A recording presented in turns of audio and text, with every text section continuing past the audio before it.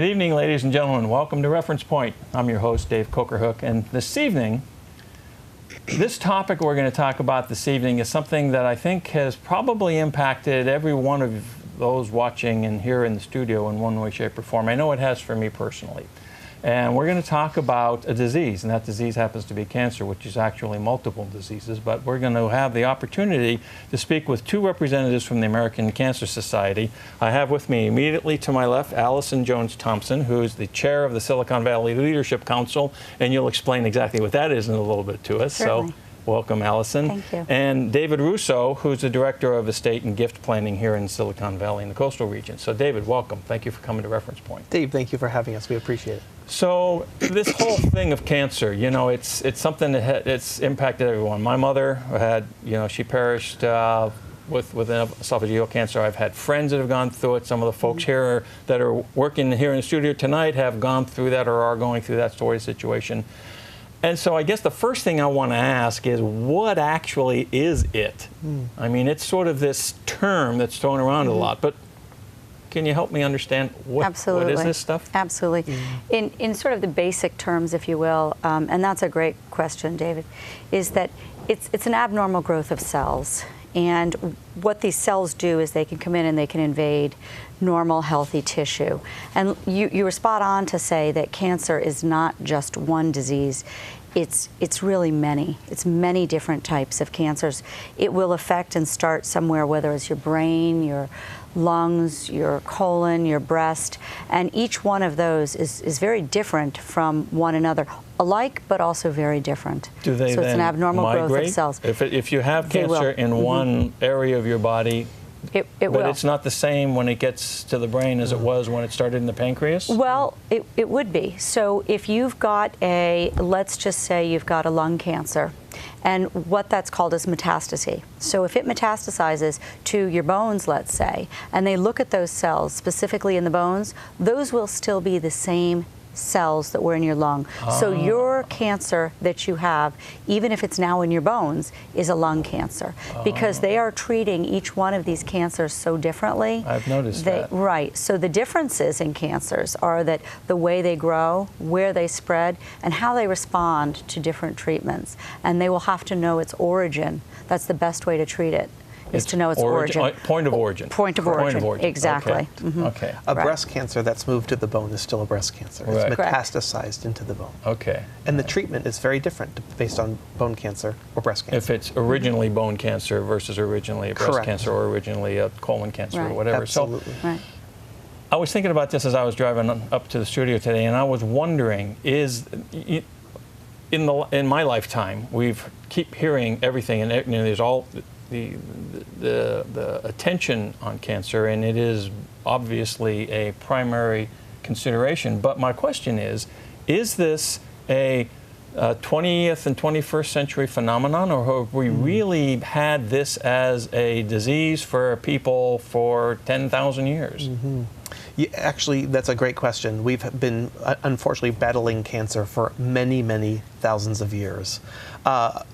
Originally, when you look at a normal cell, I always like to show it physically, it actually has sort of nice even edges. And originally, when they started to notice that cells looked not normal anymore, they physically looked irregular. They had irregular edges.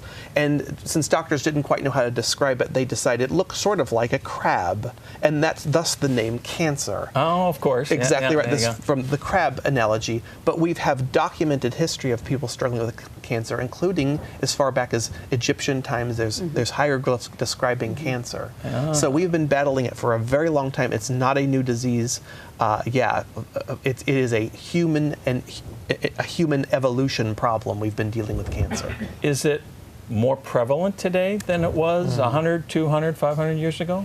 I don't know that we can answer that. I don't know, because things were not documented that long ago. You died of an illness, and oftentimes it was uncertain how people died. I think we hear a lot more about it now. It was not long ago that it was still referred to as the C word. Yeah, you right. didn't talk about when someone was diagnosed with cancer. It was just, it was very quiet, and that was probably even 3 and 4 decades ago. Yeah. So now we're hearing about it. People are not afraid to say. It was a big push to have it being acceptable to say breast cancer. And now we're able to talk about these things because we also understand now that all of these cancers are different. And so we're able to talk about them, each one individually. How has the American Cancer Society been involved in, you just said the awareness, I mean, we're talking about it more openly, there's an understanding now, or at least a willingness to communicate now that wasn't there 30, 40 years ago. What role has the society played in that? Well, let's start with the history of the Cancer Society almost 103 years ago. For our first 45, 50 years, we were an army of people knocking on doors informing people that you can't get cancer by a sneeze or a handshake. And that was a very powerful message. And then in the 1950s, around that time, we decided to change and really move the needle forward when it came to cancer research.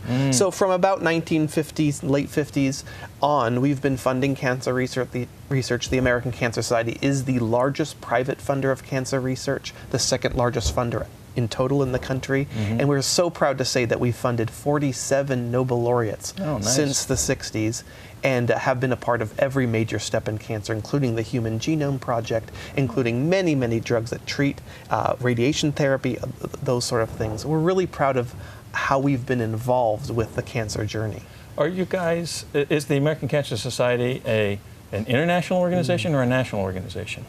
That's a good question. We are the American Cancer Society, but this is a global disease. Well, yes. And as long as it's a global disease, we're going to be a global organization in the effect that we can support other countries in the way and helping them understand, and through advocacy, through prevention, screening, minimize the impact of cancer in different countries. So are there it is a global organizations organization like to a yours degree. in other countries? Is there a UK or a German or an Australian? I can't say specifically, but I can say what we do very, very well. We know what works. We know what works. For example, smoking cessation, early detection, healthy eating, those sort of things. We take that information, we work with local clinics, community resources, local governments, those sort of things, so Africa and South America, and we help activate what we know works. So I can't say specifically that there's a Ecuadorian Cancer Society, but I can say we're very good at activating the resources in those countries. And we've actually done a great job in getting out and working with the international coalitions to start advocacy on the ground for them. There are now relays for life throughout the world, and we are helping them identify what are the main problems, how do we solve in our country when we may not have enough beds for cancer or medications to treat. How do we bring those things to the people? We help them prioritize and work with them and educate them on how a grassroots organization can fundamentally make such a difference in a country. Right.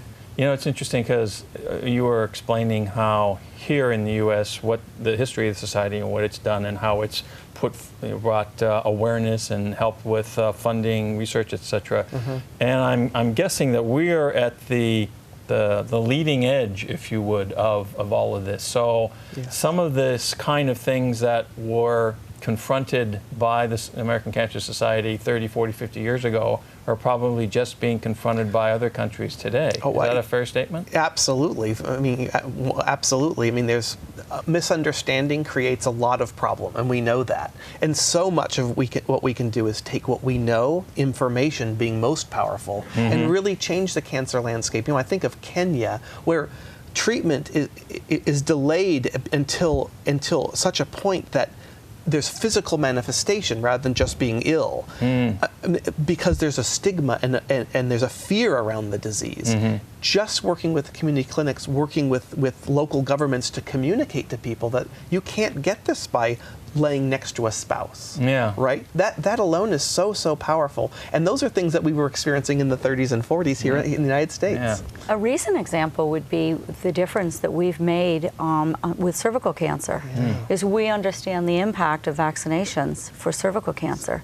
Other countries don't have that. And so by helping them understand that there are vaccinations that can help eliminate or reduce the number of cervical cancer diagnoses down the road, and that's new. That's only a decade or so old. Yeah.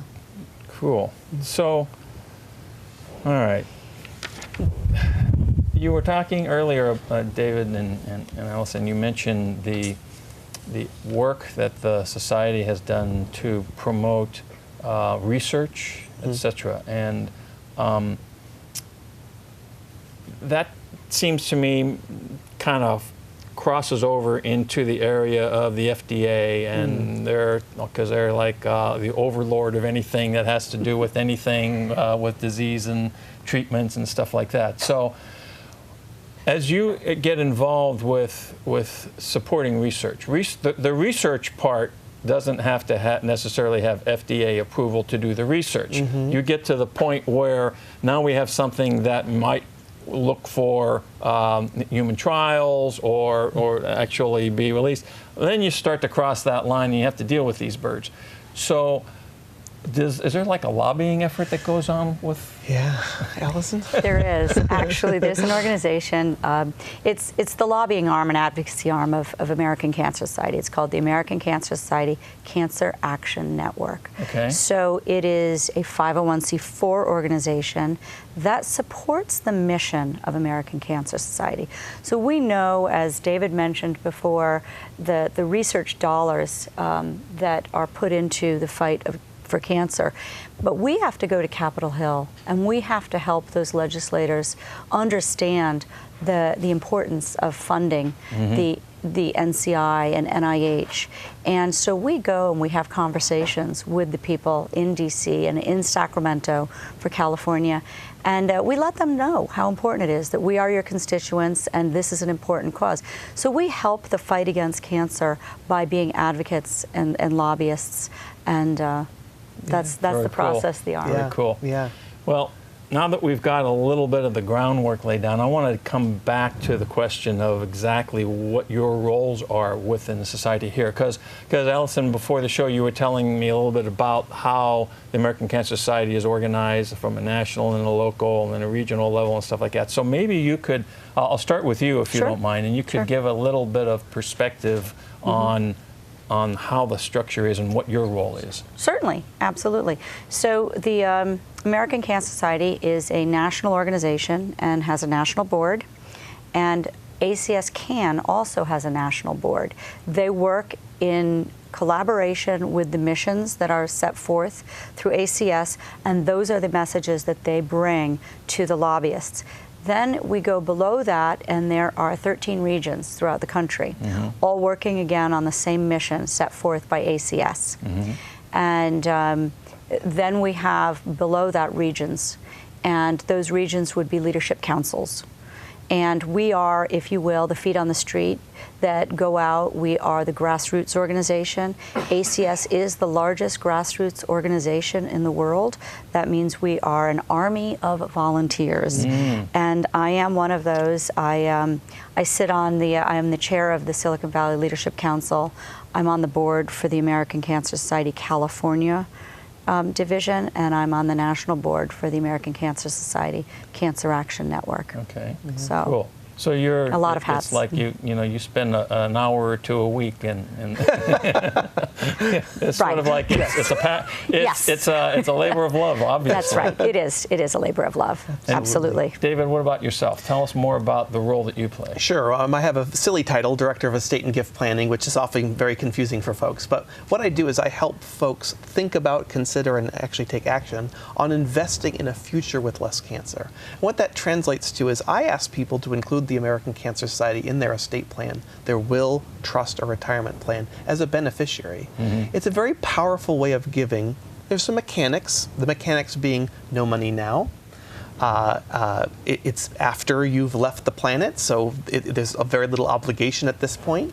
But what's most important, I believe, is a real statement of someone's values. You know, it's clear, based on Allison's time, that she is volunteering to the American Cancer Society, that fighting cancer is a passion for her. It's a value for her. So I work with families similarly to say, let's put this value and then perpetuate it into the future. When families prepare and distribute estates, one of the things they have to do is follow the wishes of family. Sure. Can you imagine what value statement is one of the things they have to write as a check to the American Cancer Society? I believe there's real power there, and that's what I help folks do. Very cool. Yeah. I want to let the folks who are watching know that if they have any questions for either of you or in general about the society, what they can do is send in a query through us here, and info@referencepointtv.com is the email address. But there's also a phone number. That we've got your phone number, and we have your website that we can put up here and let people know that they can reach out and communicate and get some more information. Thank you, thank you. What's important about that number that you're showing, the 800 number, 800-227-2345, is that connects you to the American Cancer Society's 24-hour, 7-day-a-week counseling and support call center. And there is a myriad of amazing resources on both the website and on that phone number. Right. It's very, very important that people remember it, write it down somewhere. You will meet someone with cancer. You will. That's true. And you will find reason to dial that number and use a resource. Well, that kind of takes me to something that I wanted to dig into a little bit more. And so that was a very timely segue. Thank you, David. You're welcome. Because on your website it states that the Society is dedicated to helping persons who face cancer. And I wanted you to, if you could go into a little bit more of exactly what that means, because does that mean if you've got the disease, you can help them figure out where they can go for treatment? Or, I mean, what does it all mean? Sure, sure. Well, Allison? Well, I mean, I think that it's important to recognize that cancer it's really a disease that impacts the whole person. So when you are diagnosed with this, your needs are so great, and they're greater than really one person can handle. And so you receive a diagnosis from your physician, and you have to move on from there. And oftentimes, you don't even understand the language you've just heard. When you use that 800 number and you call in, or you go online, there is an amazing amount of information that you can get a better understanding of what type of cancer you have. And therefore, what are the questions I should be asking my physician about treatment, about what I can do, my limitations. And that 24-hour, it's the middle of the night usually when you have these questions. And we've got somebody there for you that can help you think through these questions and solve a lot of problems for you in the middle of the night and where to go. Well, that's cool. Oftentimes during these conversations with, with staff people with the 800 number, all sorts of needs arise that you frankly hadn't thought of. So for example, let's say you live in King City and your treatment options are at Stanford University. Well, you've got transportation issues, you have stay issues, you have insurance issues. There's a number of problems there. And just by dialing that 800 number, you can pose those questions. The American Cancer Society offers an amazing ride program called Road to Recovery. Help folks through volunteers get to their treatment completely free. Free stays through our extended partnership with Extended Stay America. Oh, wow. Yeah, free stays, you can stay close to your treatment.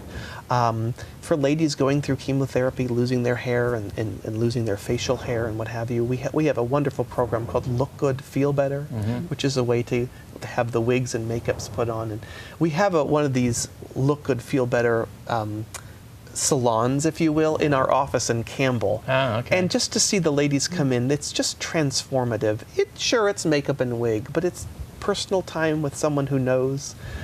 Girl time, if you will. Yeah, it's very, very special. But, and I can appreciate the significance of that because, we humans are very vested in our appearance. We are who we are. Okay, we think we're our arms and legs and internal organs and brain and all that kind of stuff. And whether it's something that occurs via cancer or you lose a limb in Afghanistan, it changes your perspective on who you are. Right. And that doesn't necessarily have to be the case, I guess.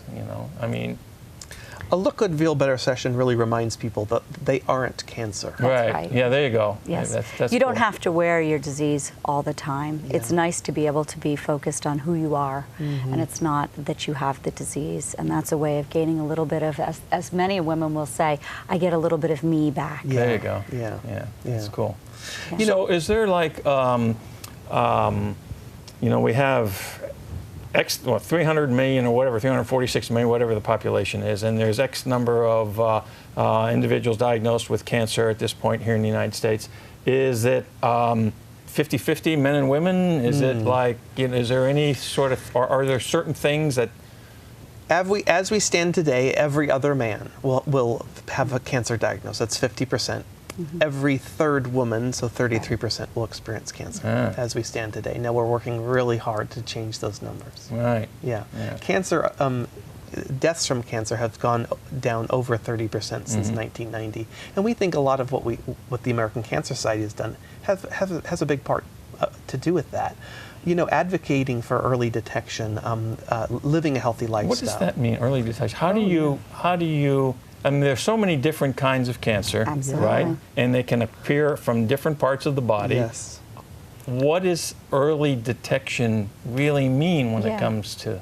It's important to be diligent. There are cancers that we can screen for early on, and it's important to be diligent. And as a woman, it's important to go through your annual screenings or the prescribed screenings for your age and demographic.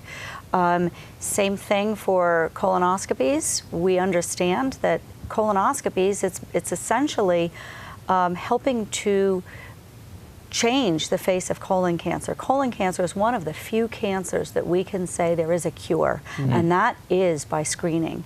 We know that over 99% of colon cancer comes from polyps. So if we can screen people and diagnose this early and grab that early, we can save people's lives. And that's a absolutely beautiful example of early detection and screening. Very powerful. If you're over 50, it's time to have your colon checked. Yeah. Okay. Yeah. And the HPV vaccine for cervical cancer, so important. The American Cancer Society recommends that girls and boys under 13 get vaccinated for HPV. So if you have little ones at home, it's time to talk to your doctor about the vaccination. Interesting. Again, it's a virus that causes certain polyps on the cervix that cause cancer. So there's a direct link. A direct connection. Yeah. Okay. So one of the things that you hear about all the time is the research done that says this thing or this chemical or that thing causes cancer. They try to put this causation thing, and then they look, and then you get, especially if you're dealing with the FDA, FDA likes to believe in zero tolerance, right? Yeah. You know, so how do we have to eliminate all sugar from the diet because you could get cancer from eating sugar. Sure. The reality is, in my guess of the reality is that there's a tipping point that occurs. And depending upon what your exposure level is to something and what your tolerances are to something, you may or may not, but chances are you could, start to get these odd cells growing because of that ongoing exposure. So how do we deal with all of this? I mean, the news, so then you get this reactive thing, we got to cut, we can't breathe because if you breathe, you could get cancer. How do you deal with that as the American Cancer Society? Yeah, well, I mean, I'll respond by just saying the American Cancer Society bases all recommendations, like screenings, like healthy diet, like sun safety, on extensive research and data. So what happens very frequently is cell phones cause you cancer this week. The American Cancer Society instantly asks, what's the data? What was the process? Let's look into it. We don't ignore that information, but we want to know what the truth is. Right. The point is, the world is full of carcinogens. It's true. Let's focus on what we know causes cancer, like sun exposure, like tobacco. Smoking. Certainly tobacco is a great example. Is it the tobacco? Is it the nicotine? Is it the other byproducts that occur when you burn tobacco? Yeah. What is it? Well, I don't know the answer specifically, but I think the effect of ingesting smoke into the lung, there's nothing of any type there that can't be healthy, right? But there is a cause and effect relationship there somewhere in terms of this. But certainly, what's really interesting is anything I couldn't answer could easily be answered by visiting our website, www.cancer.org. I mean, extensive articles. It's one of the best gifts you can give to a friend. Oh, my friend has breast cancer. Go onto the website, get the link, and say, here, at least there's something. Here's another crazy question that just came to mind, because we know that lung cancer is caused through inhalation, smoking, and that sort of thing. There's this movement in the direction of vaping, which is theoretically less toxic because you're not dealing with all of the same chemical compounds. Sure. Is there any, has the society been doing any research in that arena? Absolutely. And so far, absolutely all the evidence says it causes lung cancer. So there's no, yeah. And we also know that vaping, people who vape move towards cigarettes, the young Sure. people, and that's the target audience right now for vaping, is they'll start with vaping, and within a period of time, they're smoking cigarettes. Right. So it is, it's a stepping stone upwards rather than down. Yeah. And it is a problem. And we're not addressing vaping yet, but what's important is that in California, we do have a ballot measure recommended by the American Cancer Society Cancer Action Network. It's Proposition 56. It proposes to put $2 tax on every packet of cigarettes, and that the $2 tax will be used to prevent smoking, to increase labeling and help folks quit smoking and that sort of thing. We think it's very, very powerful legislation. We believe in it. We believe there's a direct correlation between the price of a pack of cigarettes and who buys them, and the occurrence of smoking, which we know directly links to cancer. We know that. Right. But what's also important, economic question then. which is directly linked to a health question. Right. And then what's super interesting is that California, I know California's an expensive state and we deal with a lot of taxes, but specifically when it comes to tobacco, we're number 38. We're not high on tobacco tax. We're very, very low. It's time for California to step forward and really make a statement to the rest of the country that health matters to us. You Yes, know, I'm we 56. make these statements and steps here in California on many other things, so it can't hurt to we've reached a point in today's conversation where we have less than a minute left in the show.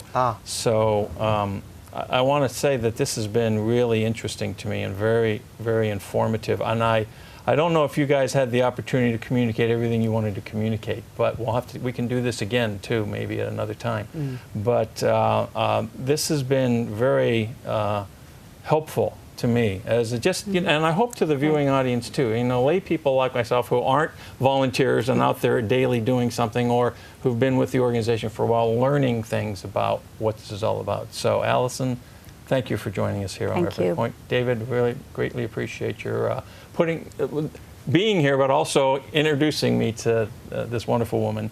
And ladies and gentlemen, I hope you've learned something here, and do go up on the website or call that phone number. It's going to help you out a lot. Thank you for paying attention, and we'll see you next time on Reference Point.